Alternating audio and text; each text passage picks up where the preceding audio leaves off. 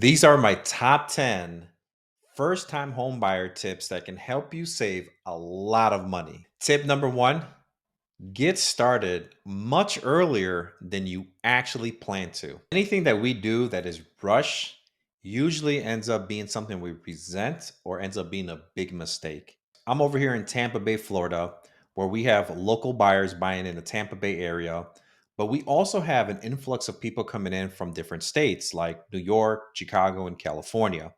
So I'm going to give you both perspectives as to why you should be planning early.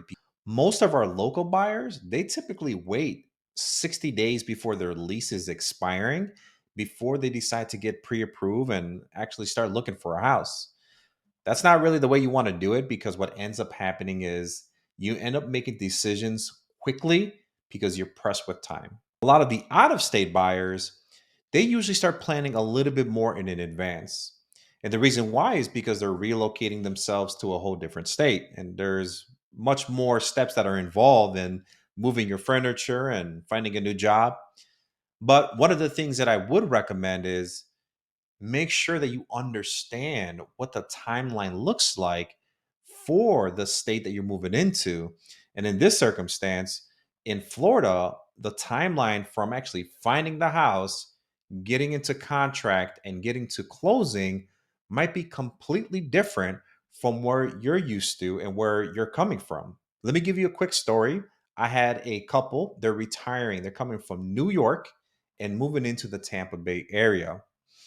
They were under the impression that it might take 3 to 4 months to actually go from contract to close. And the reason why is because in New York, there's so much more steps in between that involves getting an attorney, making sure that they're going through the paperwork more, a little bit more diligently. And so it takes a little bit longer. They came in to find out that they found a home here in Florida, and I had to tell them that they were going to close in the next 30 to 45 days. And they just weren't prepared for that because there were some other things they needed to do. Tip number two, you have to make sure that you establish a budget. That's priority when you're buying your house. Most home buyers will look at their current budget expense and try to find a mortgage payment that equates to their rent. And sometimes it can be the same, or sometimes it could be more than the rent, and sometimes it can be less. It really just depends where you're coming from and what you're used to. So, what you want to do is you want to really take a close look at your budget and prepare for a mortgage payment, which involves the principal, interest, property taxes, homeowners insurance, and possibly homeowners association. And last but not least, if you're not putting 20% down, you have to be prepared for mortgage insurance. So, a lot of those things factor into what your mortgage payment may be. And you might come to be in surprised that the payment is actually a lot higher than what you expected. So make sure you budget properly. Now, if you're coming from out of state, you have to really consider not just so much what you're used to paying already. There could be grocery stores, maybe state taxes involved. There could be expenses that you're used to paying in your state that we typically don't pay here in Florida. So you want to kind of have a general idea of what expenses are typically higher or lower compared to the state that you're going to be moving into. When we're talking about budgets, we also need to make sure that we understand that when a mortgage company gets us pre approved for a certain amount, that could be a dollar amount that is something that you possibly don't want to spend. And you don't have to. But what you do want to consider is whatever your budget is for a housing payment, make sure you stick to that and experience what type of properties is available for that particular budget, whether it be higher or lower, then make adjustments based on what you've learned. But keep in mind that the amount that you're being pre-approved for is based on your gross pay and not your net pay. And to take it a little bit further, what I mean is that if you're getting a paycheck, typically there's a bunch of deductions before your take home pay. Mortgage companies are not looking at it like that.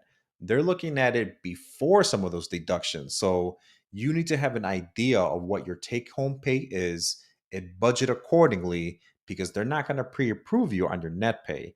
they're going to pre approve you on your gross pay. Last but not least, when we're talking about budgeting, the other reason you want to actually keep a very straight line into what you can afford is because when you do have your mortgage payment and you are in your new house, you never know when property taxes are going to go higher, homeowners insurance expenses might go higher, or even maybe inflation, right? We might experiencing groceries being a lot higher 5, 10 years from now, and we weren't really prepared for that. We all experience unexpected repairs to our car, medical expenses. And so you want to make sure that you budget accordingly for those last minute surprises that we typically don't prepare for. Tip number 3, we talked about knowing your budget. Now you want to get pre-approved. This is an important step before you begin. Pre-approval consists of having a mortgage company look at your credit report and taking a very in-depth look at that credit report to see if they can see any red flags. They look at your gross income, the type of job, employment history, and even verification of rental history and assets. There's a lot of things there that they're going to evaluate. A lot of people make the mistake that they're overly confident that their credit scores are good and that their income is good. That doesn't always necessarily mean that you can get pre approved. There could be other little details in your file that just won't make sense to an underwriter. And you need to know about these things before you actually start the process of looking for a house. And more importantly, if you're someone who's traveling out of state into Florida, you definitely want to get some of these steps taken care of well ahead and before you make that move because you don't want to be spending time or resources flying down to a whole different state not knowing if any of these red flags appear on your file. Tip number 4, make sure you research the housing market that you're going to buy in. Don't just research the city that you're going to be moving into, but actually go hyper local and move into the neighborhood. One neighborhood could be such much more desirable to the one across the street from it. You want to get an idea of what's going on in those particular communities. What are things selling for? How typical is it for a seller to pay closing costs? And what can you expect for a property that goes on the market before it goes under contract? This is going to give you an idea of the desirability, not just of the city, but of the particular neighborhood you want to move into. The demand for a particular neighborhood or a particular city can dictate how much negotiation power you may have on a particular property or neighborhood that you wish to be in. So, if we know that a home or a specific neighborhood is desirable, it's very much likely that you're not going to have a lot of negotiation power with the seller. If there are closing costs or any kind of money involved, you need to make sure that you prepare for that accordingly, or make sure you make an adjustment and move into another neighborhood that might be able to give you that ability to negotiate a little bit so that you reduce the money out of pocket during the whole transaction. Tip number 5, make sure you hire a real estate agent. Hiring a real estate agent basically streamlines the process for you. And what happens is that a lot of real estate agents will typically know a lot of the information that you're looking for on the actual process in itself, the neighborhoods, and the market conditions. So look at a real estate agent as like your partner in crime through this process.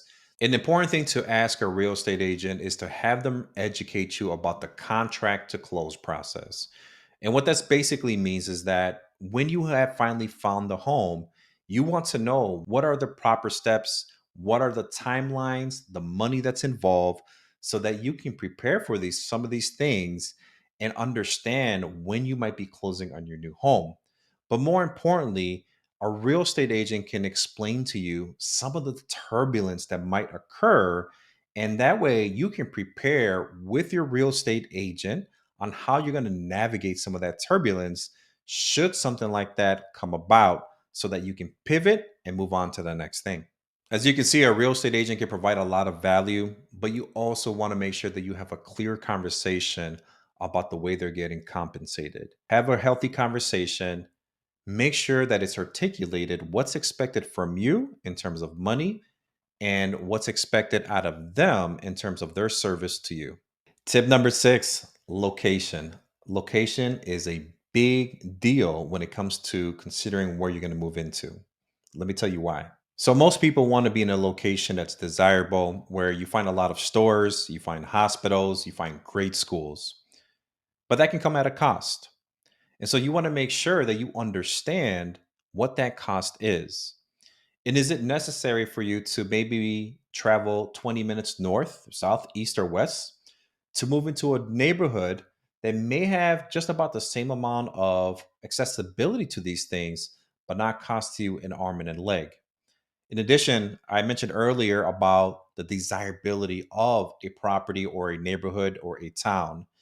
This also can affect your ability to negotiate. So, when you look at a location and you fall in love with the location, make sure you understand what kind of financial repercussions that can have, and then consider what nearby towns are there where you don't have to overstretch yourself financially. Tip number 7, make sure you get a home inspection. This almost seems like a no brainer, but I want to communicate this with you because in the state of Florida, it's actually optional. You don't have to do a home inspection. In other states, it's almost required that you do. Now, a home inspection is an actual third party vendor that comes in that you pay for that will inspect the whole house: plumbing, electrical, drywall, the roof, you name it, they can do it. And it's an imperative step. And let me explain to you why. If you're buying a resale property or what I like to call a previously loved home, basically not a new home, a brand new house, you want to know the condition of the home so that you understand what you might be inheriting as you close on this home. Now, this also gives you the ability to back out so that you don't have to proceed with the process. And then you can find another home that is best suited for you. But let's just say that you want to stick with this home because you just love the character of the home and it's the perfect house. You have to decide how to proceed. You can negotiate for the seller to make repairs, which they can approve or deny, or you could possibly discount the price of the home, which again can be approved or denied by the seller. And last but not least, let's say you didn't get the amount of closing costs that you wanted when you were first negotiating the offer. Maybe there's that possibility of asking the seller for some concessions, have them make the repairs for their convenience. So there's different ways that this can go, but you need to know that this is an option to you and you can understand what you need to do if something like this were to occur. I mentioned new home construction. And yes, I will recommend that you do a home inspection on a new home as well. A lot of people make the mistake of buying a brand new house and not having it inspected. They hear things from the sales rep that works for the actual builder that says, hey, this process goes through multiple county inspections, and we have a third party that does an inspection for you. I would highly recommend that you still hire your own home inspector because that home inspector that you are paying is working specifically for you and not the builder. So do yourself a favor, give yourself peace of mind, because even though there is lower probability of things appearing on a new home, there are things that do pop up because mistakes do happen by the multiple vendors that a new home builder has when they're building this house. More importantly, when it is discovered that there is something wrong with the home, whether it be small or big, a majority of the time, a new home builder will actually go ahead and make that repair because they don't want to submit a home to you that has some of these flaws and then get complaints later. Let me give you a nice little tip that a lot of people don't know when they buy a brand new house. Once you've closed on that home and you've lived in it for 10 months, you can go ahead and do another home inspection. Why? Well, what happens is that when you do another home inspection, you start finding things that you maybe didn't see in the first home inspection when you first bought the home. On top of that, the home has had a little bit of chance to get settled in, and you get these flaws on this second home inspection covered by the 1 year warranty that the builder provides you. And so, what you've done now is that you've given the home a lot more longevity and saved yourself a lot more money by not having to do those repairs yourself. Oh, and by the way, if you love these type of additional tips, you should check out some of the other videos. So make sure you subscribe. Tip number 8, make sure you stay open-minded. Being open-minded is essentially true, especially when it's your first home. Now, don't get me wrong, I want you to have everything that's on your wish list. And I want you to write down what your wish list is. And then put a special star on the things that are deal breakers. And then having a great understanding of a definition of a deal breaker. I typically will have a potential buyer submit a list to me of their criteria on what they're looking for and what's important to them, whether it be the location, the number of bedrooms, the bathrooms, the type of kitchen that they're looking for, the flooring, the size of the yard, if they need a fence, if they need a pool. And then what we'll do is we'll actually recap some of these things with them and then ask them, Mr. Jones, if you do get those 3 bedrooms, the 2 bathrooms, the backyard that you're looking for with the fence, and the beautiful kitchen in the right location, but you don't get the flooring that you want because it has carpet versus ceramic tile, is this something that you don't want me to show you? This is when most buyers start thinking, well, if it's in the perfect location and it has the yard and the open kitchen that you're telling me, well, I could consider removing the carpet. And so these are specific things that come up in our scenarios with clients. So in this particular case, the carpet is not a deal breaker. It's more of something that you would want versus a need. So make sure that you have an understanding of what you want and what you need so that you can be very efficient during your process of actually looking for the house. Tip number 9, go and find some open houses and even open houses provided by new home builders.